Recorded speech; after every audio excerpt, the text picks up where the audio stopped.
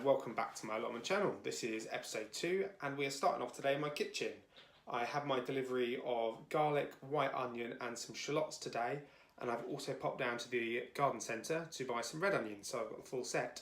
We're now in October. I thought I'd do it this time of year rather than waiting till spring like I did this year. My crops from spring weren't particularly great. One of the big things was the garlic, so it didn't actually have the cold weather that it needed from when I planted them to cause them to split. So I ended up with these sort of mini onion shaped single garlic cloves. Very tasty, but not quite what you want from your garlic. So one garlic is one meal really, which is not great. So what I'm going to do, we're going to sort through all these garlic, have a look and see if there's any mouldy ones or just generally soft ones that we don't think are going to do very well, and get rid of those. And take down the ones that look really good down to the allotment today and plant them into some of the plots that I rotivated yesterday. So I'm going to put the kettle on, have a cup of tea while we're doing this, and show you what I'm looking for as I'm sorting through all those onions and garlics. So first of all, we're going to look at our garlic. So in the pack that I bought, we've got 2 bulbs of Provence white. So all we're going to do is just take them out of the packaging to start with. There's no signs of any obvious mould or anything like that on the 2 bulbs that we've got. So we're just going to start by taking some outer layers of the skin off of here to reveal the cloves.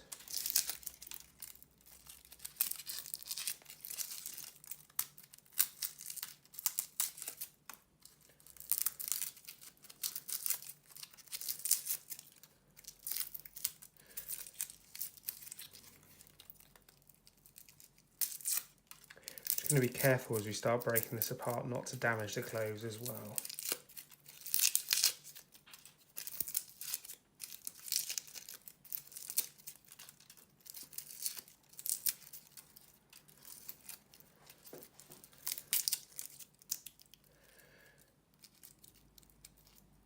I'm just going to break them up. Have a quick look as we do so to make sure there's no mould or damage on any of these at all. So I don't want to go planting ones that aren't going to survive or are just going to go mouldy.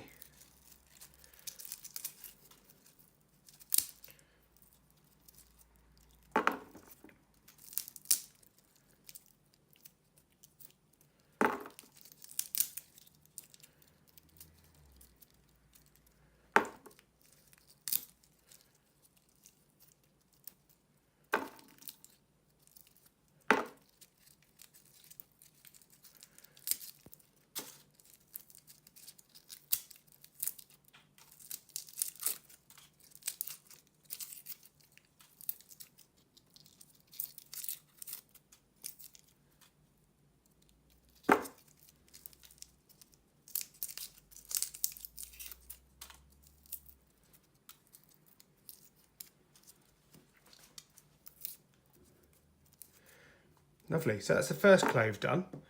I'm just going to do exactly the same thing with the second clove. What I'll do is I'll speed that footage up a little bit just so I don't bore you, because I understand it's quite a tedious thing to watch someone peel a garlic, and it's pretty obvious from the first one what to do. So we'll go a bit quicker with the footage for that one and see how we do at the end.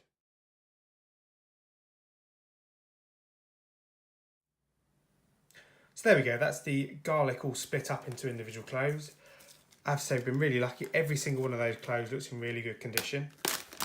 So far, I'm definitely recommending the didnt brown, well, certainly the garlics, and we'll have a look at their onion in a minute. So I'm just going to bag all of these up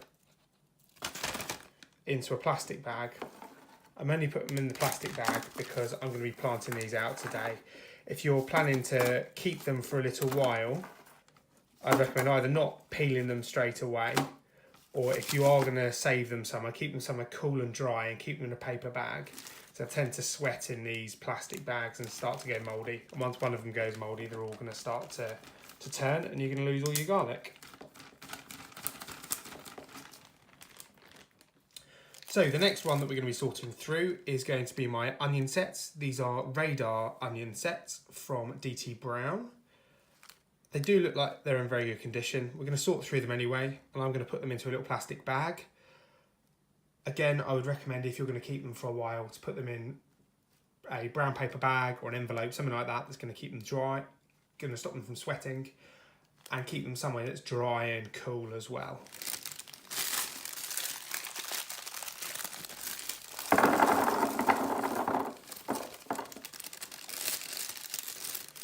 So that's 250 grams of them, which is supposed to be about 80 sets. Right, I'm just going to sort through them all, pop them into that plastic bag, and then we'll move on to shallots.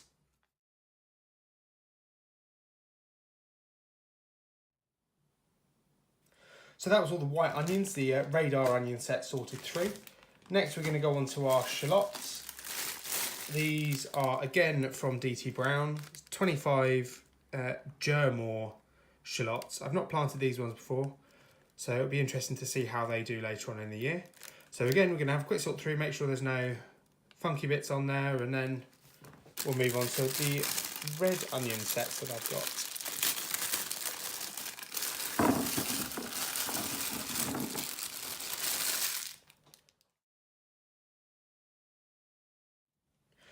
So that's all the shallots sorted through.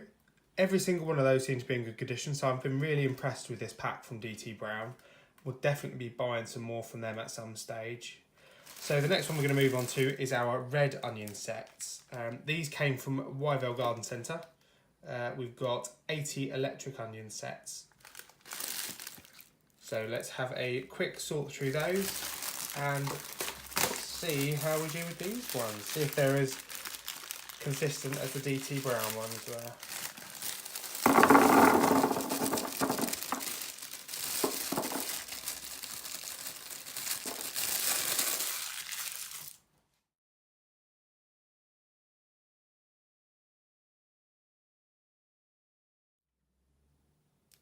So that is all the garlics and onions and shallots sorted through. Out of the Wyvale packet there was two, which they're not in horrific condition, they're just a little bit soft for my liking, and there's plenty of them in that pack, so I'm gonna get rid of these two. I just don't want any mouldy ones that aren't going to germinate, to be honest, and there's plenty in there anyway to see me through, I think. So I'm going to finish up my cup of tea, and then we are going to head off down to the allotment. So I've come down the allotment, pretty standard story. I wasn't able to come down here all morning because I had some university work and other bits to do. Got down here finally this afternoon about 3 o'clock, and it's spitting with rain and the wind is starting to pick up. So it looks like I'm not going to be down here for very long at all. What I have managed to do is plant some lettuce that I got reduced today at Wyvale into my blue planter that I built a few weeks ago. So I'll give you a quick show of that. So here we go. As you can see, it's the blue planter with lots of different, well, two types of different lettuces in here, most of which are actually looking pretty healthy. There was a couple of dead plants in there, which I think is why it was reduced. But I have to say, I definitely recommend popping down to Wyvale, because they do quite often have these discounts. And as you can see, for £3, that's an absolute bargain. We'll just have to see how they do in the coming weeks and how tasty they are. So the other quick thing that I wanted to talk to you about while it's still just spitting and it's not tipping it down here, I like to reuse organic material and stuff where I can. So something that Starbucks do, and I'm sure many other coffee shops do, and I will be approaching my local coffee shops shortly as well to see if they do, is they will let you have their used coffee grounds for free.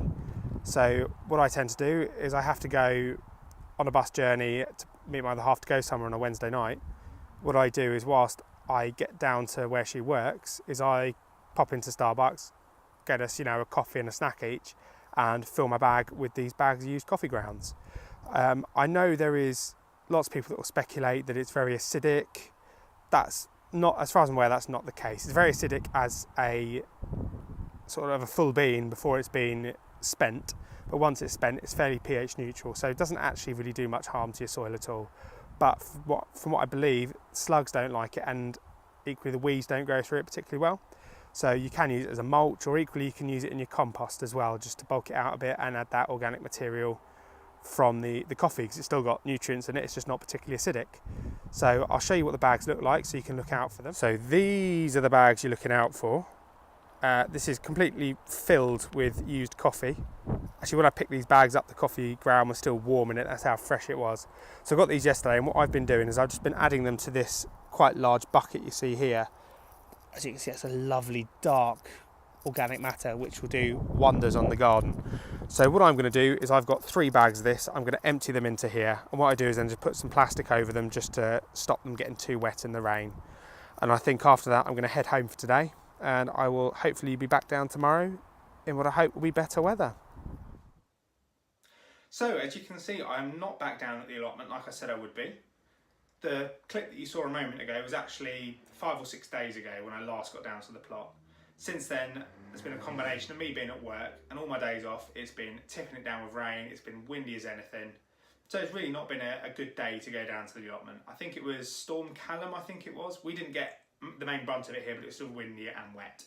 So what I'll do is I'm going to end this episode here. I do apologise, it is a shorter episode. But what I will do, I've done a little review video of a new type of composting that I've been trying, and that's bokashi composting, a Japanese type of composting, which I'll put up as a separate video. And as I say, I'll end this one here. Do let me know if you like longer or shorter videos, and I can try and tailor the videos to what people like. Aside from that, I will see you next time in what will be episode 3. So take care for now, and I will see you back down at the allotment soon. Bye bye.